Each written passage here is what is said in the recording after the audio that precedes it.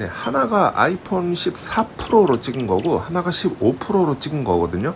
나란히 놓고 비교를 하면은 진짜 아무런 차이가 없습니다.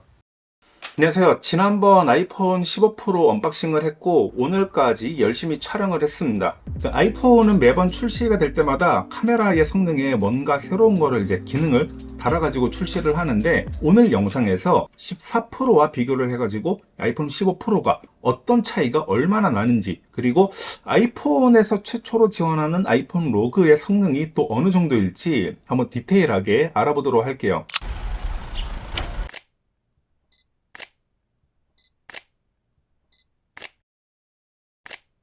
포토그래퍼 관점으로 봤을 때 아이폰 15 프로의 성능이 굉장히 훌륭하다고 말을 할 수가 있어요. 왜냐면은 이게 어떻게 보면은 이제 광학적 성능보다는 자체적으로 처리하는 그런 소프트웨어의 성능이 계속 발전을 하고 있기 때문에 사진을 찍었을 때 선회도와 해상도가 아주 날카롭게 출력이 됩니다. 특히 아이폰에서 프로 로우 모드를 지원을 하는데 5500만 화소 사진을 찍을 수가 있거든요. 그래서 이거를 포토샵 같은 데서 3배 크롭을 해가지고 보더라도 크롭 사진으로 난 괜찮게 찍히는 걸 볼 수가 있습니다. 충분히 크롭 사진으로 사용을 할 수가 있을 것 같아요. 단 1배줌 카메라일 때만. 그러니까 제가 계속 말씀을 드리지만 아이폰은 1배줌, 표준 줌 렌즈를 쓸 때 가장 성능이 좋고, 나머지 울트라 와이드나 망원 렌즈의 경우는요, 크롭을 하는 거는 저는 별로 추천드리지를 않아요. 어떻게 보면은 크롭이 아니라 그냥 쓰는 거 자체를 추천을 하지는 않습니다. 자, 영상 쪽을 좀 살펴볼게요. 영상을 살펴보면은 14 프로에는 없던 15 프로의 유일무이한 기능, 바로 로그 촬영이라고 할 수가 있죠. 나머지는 솔직히 제가 봤을 때는 14 프로와 큰 차이가 느껴지질 않아요.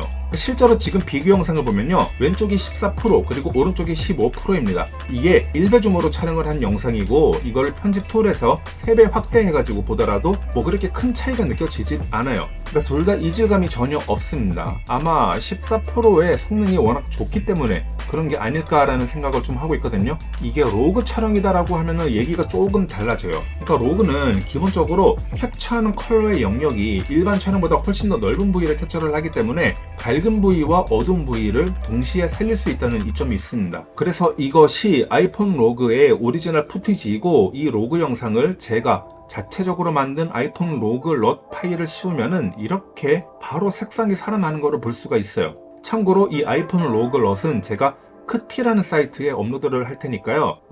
필요하신 분들은 구매를 해주시면 되겠습니다. 이거 솔직히 굉장히 싼 금액이. 그리고 아이폰 로그는 15 프로 이상의 기기에서만, 그리고 풀 HD 30프레임의 화질에서만 제한적으로 촬영이 됩니다. 이게 아직까지는 4K나 60프레임에서 로그 촬영을 지원을 하지가 않아요. 그리고 로그로 찍으면은 용량이 워낙 크기 때문에 외장 하드디스크를 꼭 장착을 하고 촬영을 하는 거를 추천을 드리거든요. 왜냐면 제가 128기가 기준으로 로그 촬영을 하니까요, 새 제품 기준으로 약 55분 정도 촬영이 돼요. 그러니까 128기가가 55분 촬영되면 그냥 다 찬다는 얘기거든요. 용량이 굉장히 크죠. 이게 왜 그러냐?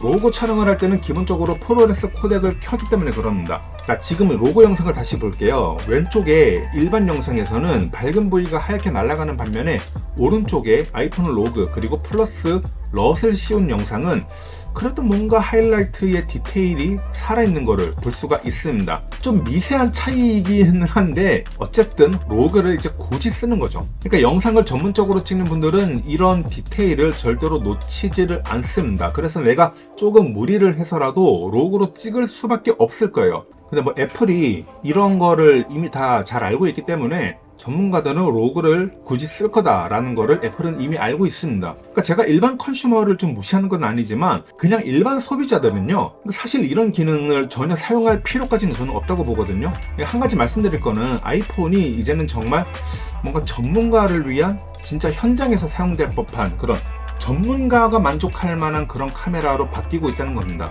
요즘은 뭔가 좀 느낌이 삼성폰을 써야지만 애국자다 이런 글들이 많은데, 저도 삼성 굉장히 좋아하고 가장 존경하는 인물이 저는 제드래곤 회장님.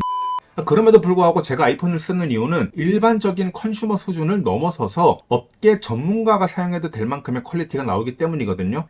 전문가들은 로그 촬영해 주는 이점이 분명히 있기 때문에, 그게 아무리 미세한 차이다라고 할지라도 그 디테일을 놓치기 싫어서 분명 아이폰 15 프로를 구매를 할 겁니다. 특히나 오늘 저의 영상을 보면 더더욱 구매 욕구가 일어나겠죠. 그래서 이번 15 Pro는 제가 봤을 때는 혁신은 없지만 프로페셔널한 기기다 라는 사실은 변함이 없어 보입니다. 단 구매까지 추천하지는 않아요. 왜 그러냐? 우리는 아이폰 15 프로보다는요 16 프로를 좀 기대함이 어떨까라는 생각이거든요. 분명 그때 가면은 4K나 60프레임에서도 로그 촬영이 될 겁니다. 그리고 프로레스가 아니라 일반 촬영에서도 로그 촬영이 될 거예요.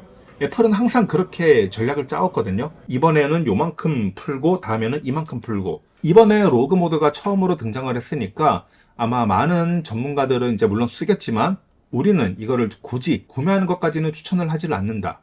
제가 봤을 때는 비디오적 성능은 이미 14 프로에서 정점을 찍었고 더 이상 발전될 게 없어요. 근데 이제 로그 모드라는 기능만 없을 뿐인 거죠. 우리가 16 프로를 기대를 할 거는 일반 촬영에서도 로그 모드가 이제 분명히 될 거기 때문에 좀 더 크리에이티브한 영상을 찍기 위해서는 16 프로를 기대하는 게 어떨까. 지금은 너무 제한적이에요, 로그 촬영이. 그래서 오늘 이렇게 15 프로의 비디오적 성능에 대해서 살펴보았고요. 저희 채널에서는 아이폰으로 영상 찍는 법, 사진 잘 찍는 법, 옵션 설정하는 법, 그리고 아이폰으로 찍은 영상 색 보정하는 법, 이런 영상들이 꾸준히 올라올 거기 때문에 오늘 영상을 보시고 저희 채널에 유입되신 분들 제 채널 구독해 주시고 알람 설정까지 해주시면 감사하겠습니다. 자, 그러면은 저는 다음에 다른 영상으로 인사드리도록 할게요. 감사합니다.